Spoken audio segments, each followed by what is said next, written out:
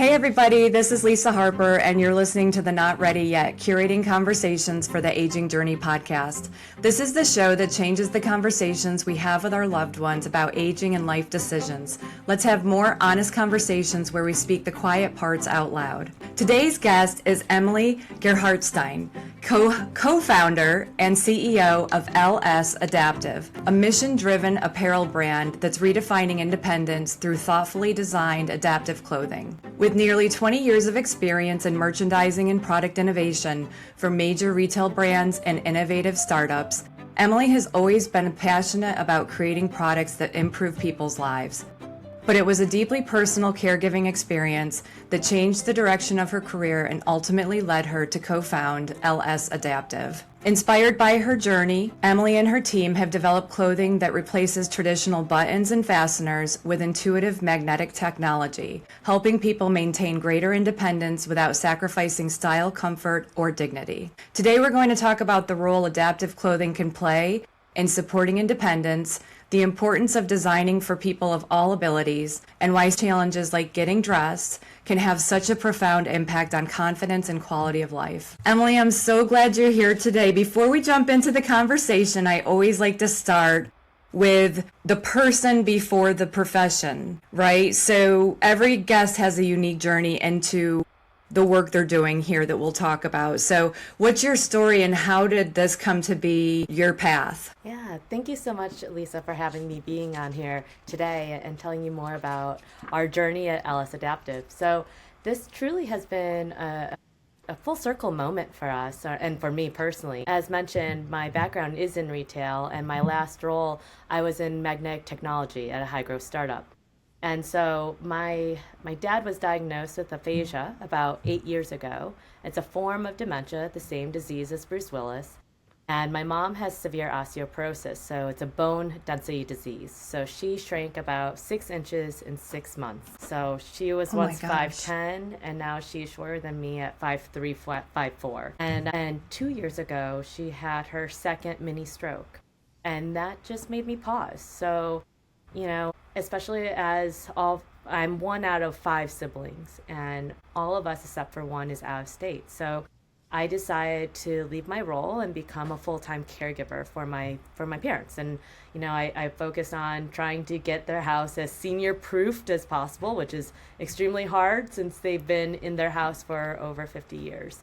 And got them set up introducing a caregiving agency, and that's really when we had I had my aha moment, and I realized, you know, that when I was helping my dad in the bathroom doing that mental physical assessment, I realized he could do everything but navigate that tricky top button of his pants. And that really got me into thinking about clothing and the product and how we can make it better. And that's kind of led me to what, you know, to LS Adaptive. Was there a particular moment when you realized that clothing had become that challenge, and was it more because of the frustration you saw in him or the amount of energy and effort? Yeah, I think it's a little bit of both, because he didn't want me to be in the bathroom with him. I'm his daughter, right? So there's already an embarrassment. It's something personal, right? You're in the bathroom with your dad, with his daughter. And he at that time knew that. And if he was able to do everything else except for that one top button, he could have done this by himself, you know, and have that autonomy to himself. So being able to see something every single day while I was there, multiple times a day, because you're dressing yourself in the morning, when you shower, when you use the bathroom, all, you know, and then when you undress, change into your PJ. So I saw this as in that whole journey, and I'm just like, how can we make this easier? And especially when his aphasia progressed and also aging with that, and then he was struggling even more. And so I'm like, there was some points of this journey where I was dressing him and it would take an hour or 2 hours. And I would say, I'm hot and sweaty, he's hot and sweaty and now pissed off at me. And that's the day. And that, we both don't want that, right? Mm-hmm. And, you know, we both want to spend quality time with each other and doing things that we both want to do. Like I want to sing with him or take him outside on the walk. And instead, we're fighting over our clothes. So it's like, there has to be an easier way. And especially since my background is in retail and product development, I'm like, okay, let's do our deep dive and see what's currently out there and how can we make it better. And that's Okay. kind of what led me into that. And tell us about that then. So when you did your deep dive, what is out there? How does your product differ? Yeah, so when I started to just see what is adaptive apparel, let me just educate myself because this is something new for me too. I realized the typical, what you see in the adaptive space currently, they use hook and loop fasteners, otherwise known as Velcro, zippers, snaps, and then what I like to call fridge magnets. So the reason why I call them fridge magnets is because it gives us a little bit more differentiator at what we do at LS Adaptive. But this is what the industry uses. So you can see it is encased in plastic, it's large, and it's bulky. And so, we with ours, of course, mine is black, but we are about half the size, half the weight, and 2 times the force. And so, and you also see that we're flexible. We actually use fabric because we want you to move your body.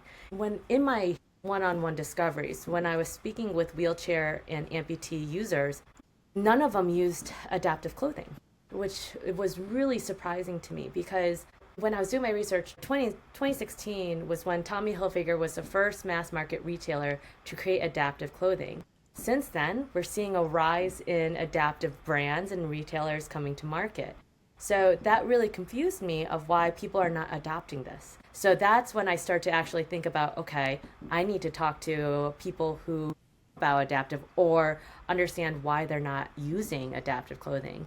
And my conclusion was that the fit's not right, it's loud and bulky. So imagine if your whole fly is completely Velcro, you're going to make, if you're in a public bathroom, you're going to make a big loud ripping sound, right? And no one wants that kind of attention, And so I'm like, okay, we need to make this discreet. We need to make our fasteners intuitive.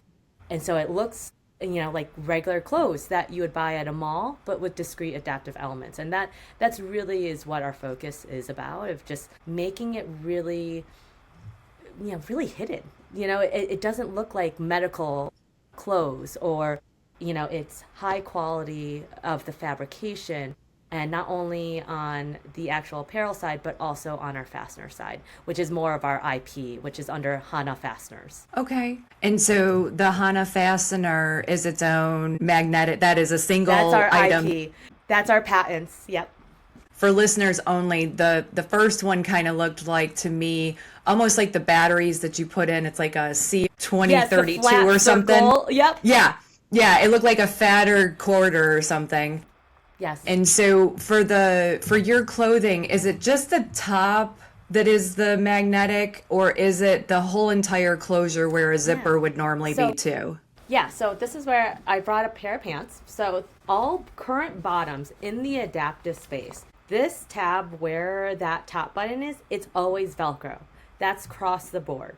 And then for your fly, it's either Velcro or else the fridge magnets that are encased in here. So what makes us, we're the first ones to market with a magnetic top button. And so we are strong enough. So we work with patients over at Ortho Carolina in Charlotte that are amputees. And we have patients that don't even have hands, and they're able to use their residual limb. And what I'm demoing is showing that I'm just using my arm, my forearm, to open the fastener, the front fly, and yet it's still secure enough. So because we put a lot of engineering and thought into this. So we hold for the shear force. So when you're moving your body right side to side, it's going to be secure enough to hold.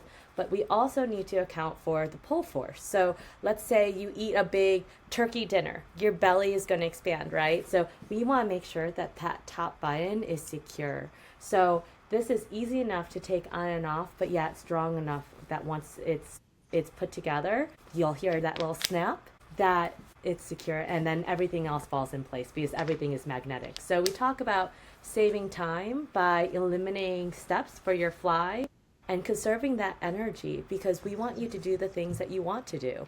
And I don't believe dressing should be part of that. It should be something that you can just get ready and more of an afterthought. Yeah, and when putting on clothing in the morning is taking 2 hours and everybody at the end of it is exhausted, even you're hot and sweaty, your dad's hot and sweaty, and now we've got the rest of our day, you know? I read on your website about the spoon theory. Yeah. Could you share what that is for the listeners? Because I feel like that energy component falls into what you're saying here. And I think it's an interesting concept. Our listeners are adult kids with aging parents, but that by no means doesn't mean that they have other loved ones in their lives or people in their lives that were in the military or had suffered a stroke. And yeah, so this happens, right? So Yeah.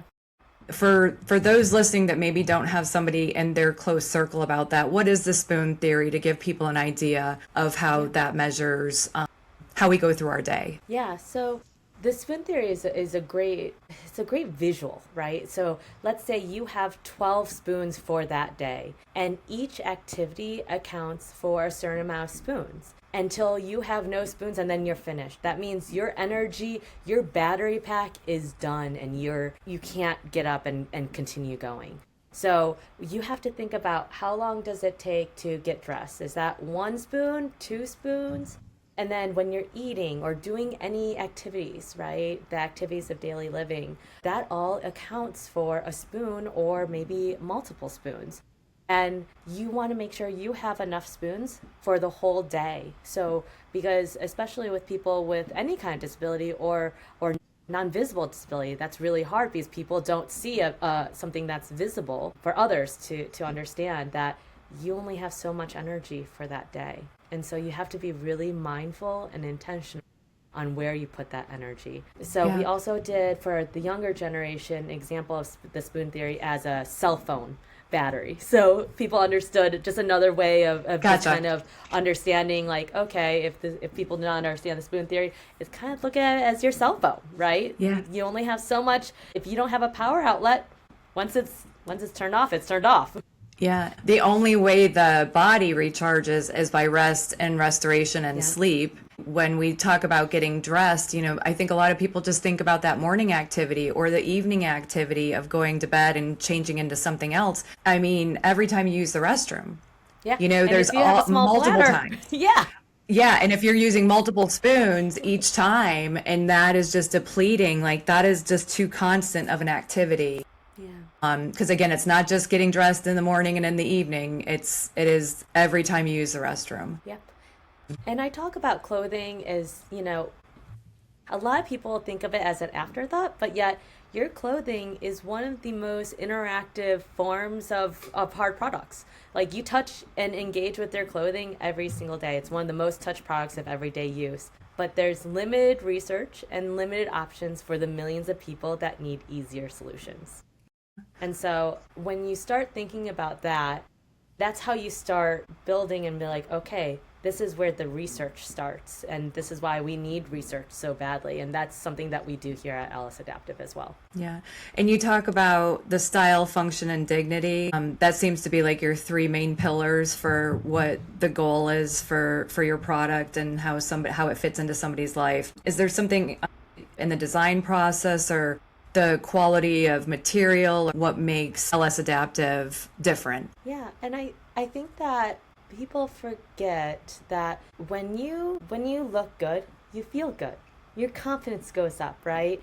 Everything, you know, you're more presentable. And so I think when you start thinking about that and start looking at clothing as being one of the most personal forms of self-expression and identity, it's really important to give these options to people who don't have that many options to begin with. And we need to start creating more pathways.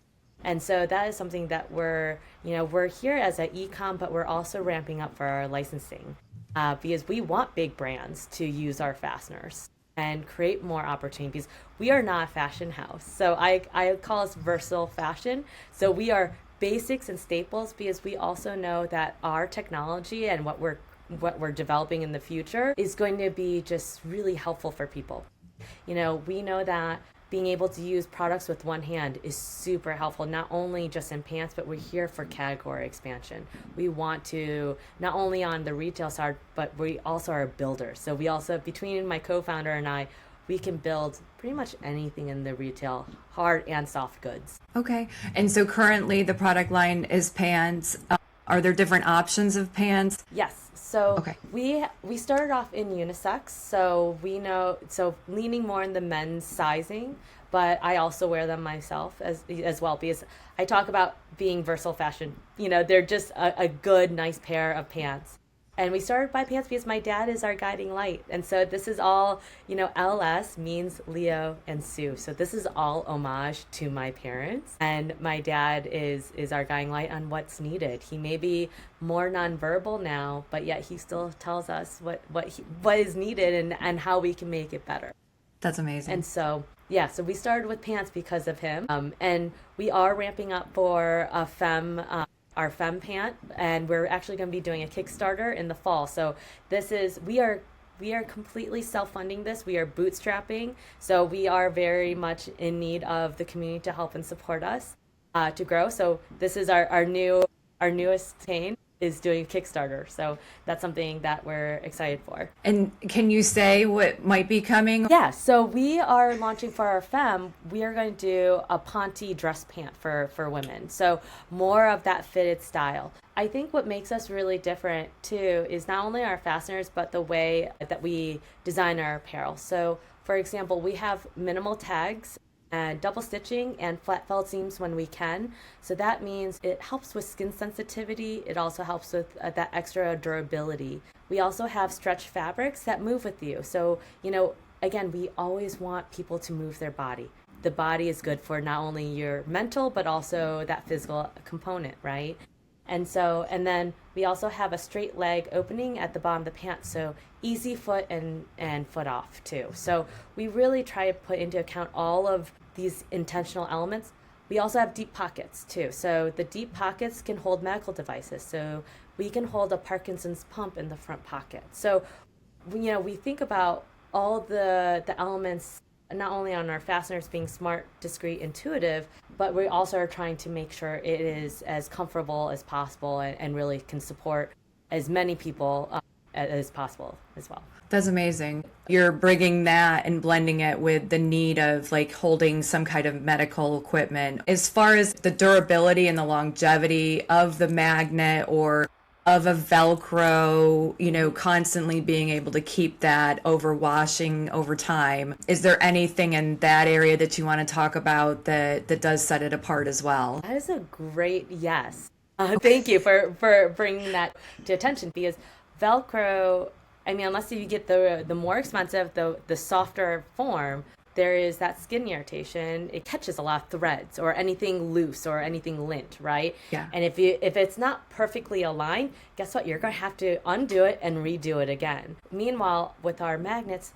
they automatically sync up, right? And so I think that also helps us a little bit more too on just making it really intuitive, that you just have to really focus on that top button and then everything else gets synced up and it's already lined up, right? They find each other. Yes, they already find each other. You don't have to worry about that. That also is a huge component, because what's currently out there in the fastening, in fasteners, is that they are bulky, loud, visible, and you might have to realign it multiple times.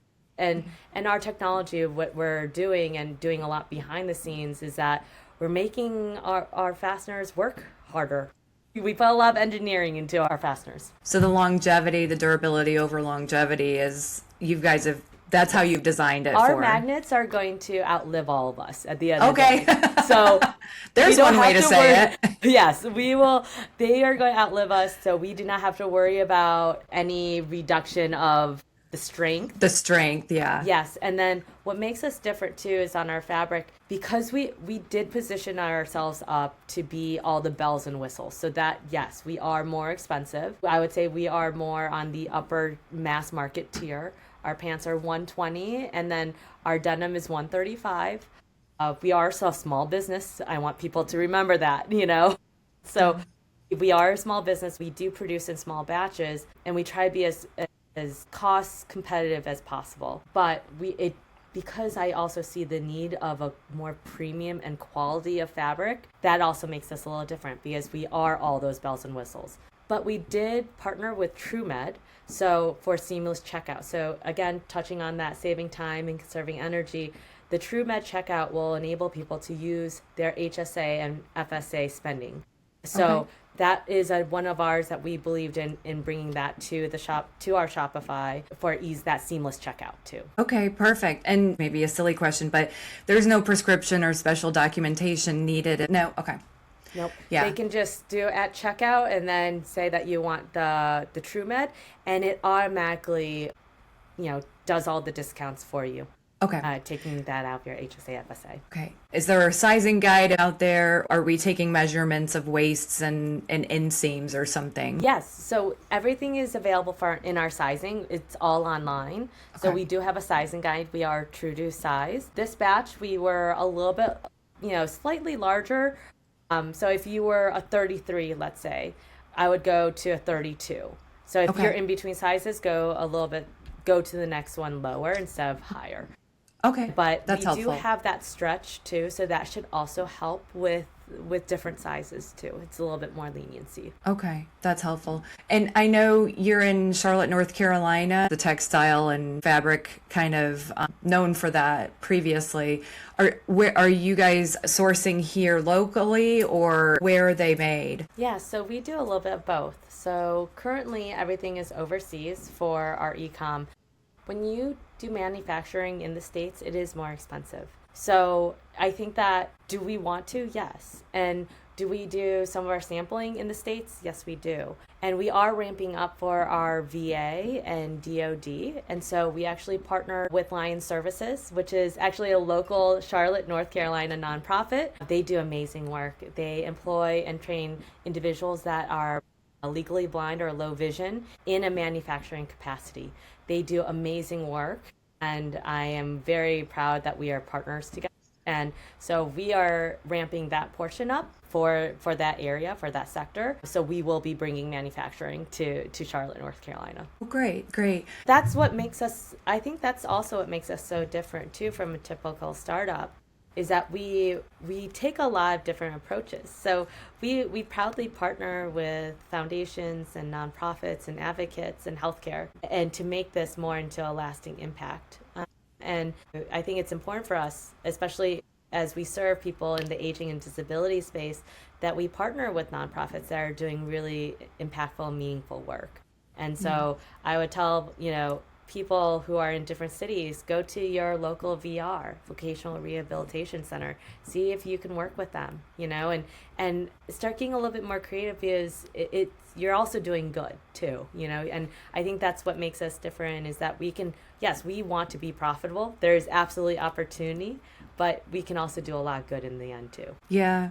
Somebody even going through like a shoulder injury or an elbow or that limited mobility, you never know on the back end of some kind of accident or fall what your rehab looks like and what your mobility after is. Absolutely. And just for people to know that this is there. So things happen, and that's my message to every adult kid out there, is that if you have time now to have these conversations, now is the time. We think we always have more time, and then something happens. I appreciate it if you're still here listening with us, and to be thinking not only in your small circle with your family, but who else might need to know about this product. Yeah, and I think not even just about clothing. I look at us as just a tool. So I think that if what I hope people know, and it doesn't have to be for aging parents, it could be for anyone, because these freak accidents happen to everyone, know? Right. And so I think bringing more awareness that there are tools out there, it could be under assistive tech or assistive technology,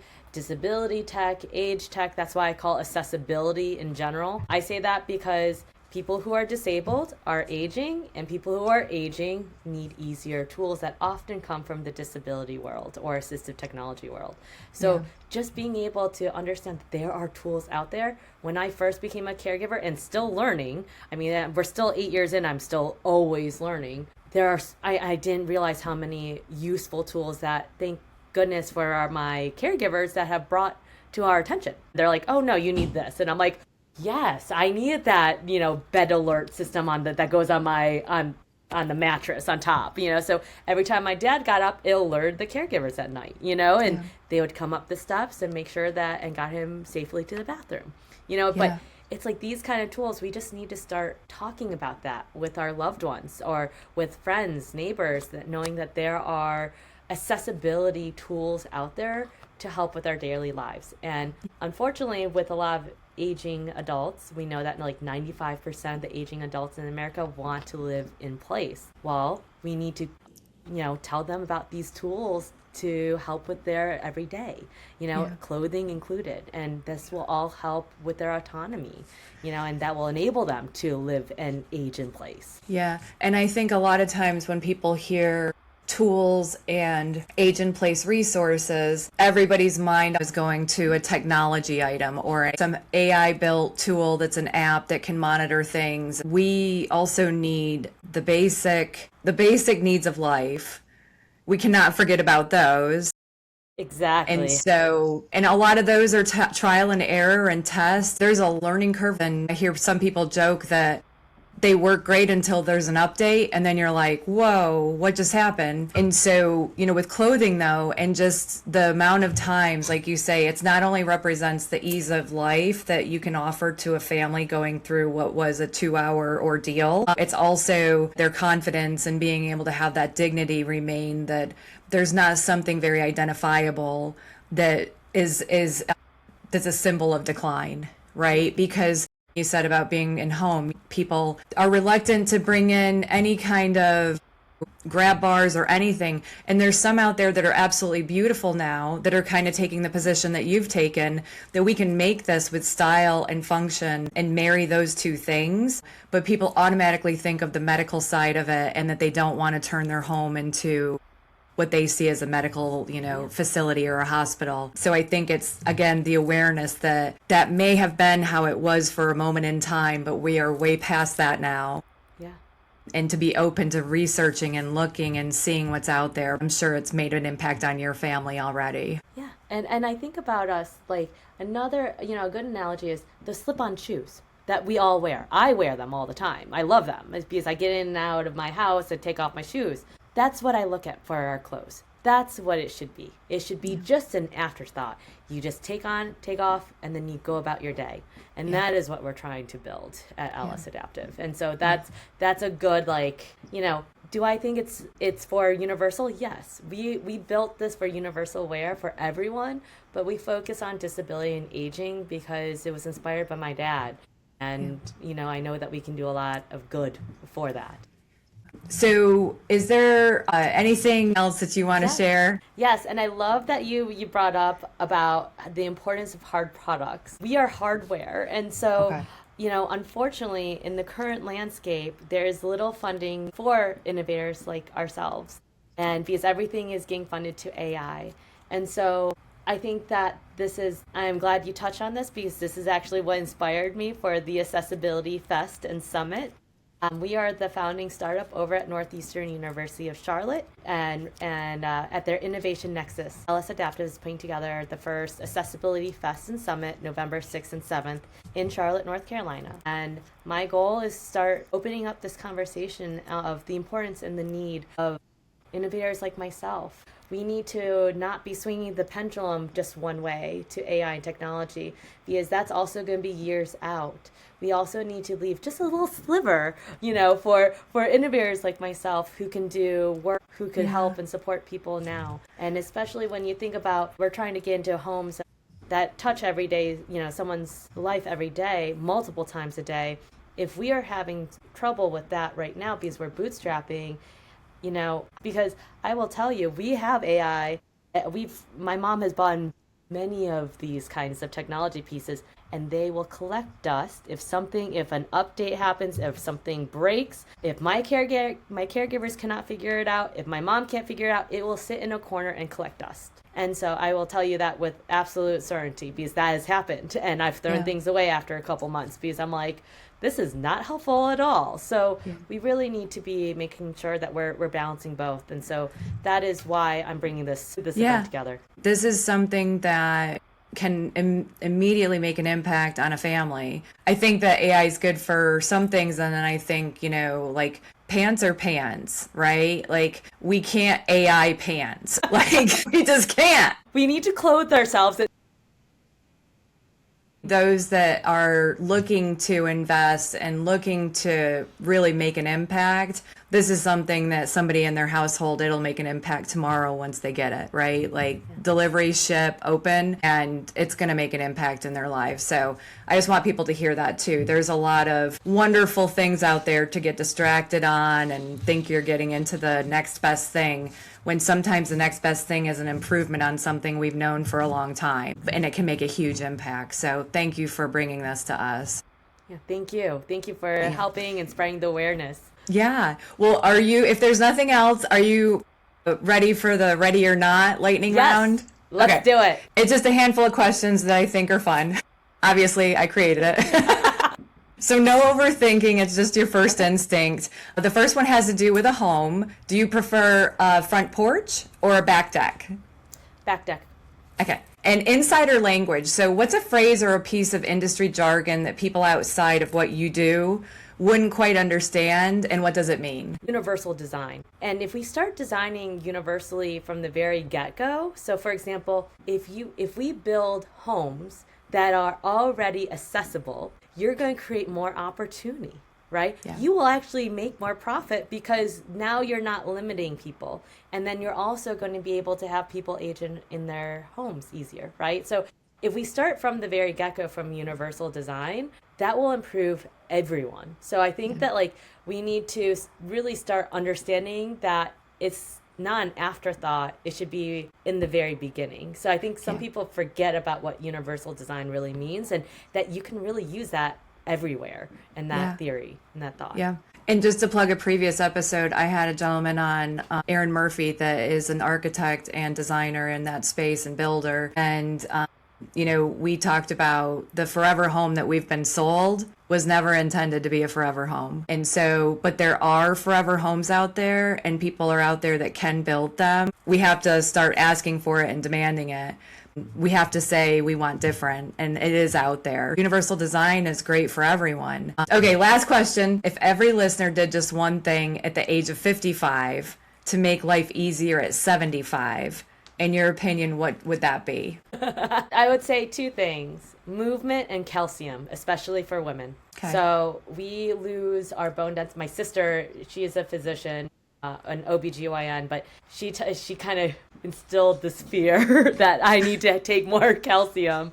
And because women, unfortunately, we need more calcium, especially as we age and go through menopause and everything, and we need strong bones. So we need to make sure we're taking our calcium sooner than later. Mm-hmm. So this isn't we should be taking them in our 30s or even earlier. So I would say calcium and movement. It's so important. Yeah. I see my mom, she does not move nearly as much as she should, and just she now is in pain when she moves. Getting all the things that physical movement is set up for. Well, thank you for playing. When we have clarity and confidence as we age, I think that's one of the best gifts we can give ourselves as well as our loved ones. So, well, Emily, it has been such a pleasure. I really appreciate it. Tell people how they can find out more information. And yeah, thank you. So you can find us at lsadaptive.com. And we also have all of our guides, like the spoon theory is all available on our website as well. And you can find us on TikTok, Instagram, Facebook, and also LinkedIn. I also post more founder information on LinkedIn for Emily Gerhardstein. So there's multiple ways that you can find us, and you can just go straight to our website. Okay, great. And that'll be also in the show notes. Well, thanks again, Emily. Thank you. Thank you, Lisa. Thanks for joining me on Not Ready Yet, Curating Conversations for the Aging Journey. If something in this episode gave you clarity or the courage to start an important conversation, or offered a new way to look at things, I hope you'll share it with someone who might need the same encouragement. Remember, navigating aging isn't something we have to do alone or in crisis. With love, logic, and the right tools, we can face what's next with confidence and connection. Be sure to follow or subscribe so you never miss an episode. And if you're feeling generous, leave a review. It helps others find the show. And just a quick note, the information shared on this podcast is for educational and informational purposes only. It is not intended as a substitute for medical, psychiatric, legal, or other professional advice. Always consult a qualified professional for guidance tailored to your unique situation. This is Lisa Harper, and I'll see you in the next episode. Bye for now.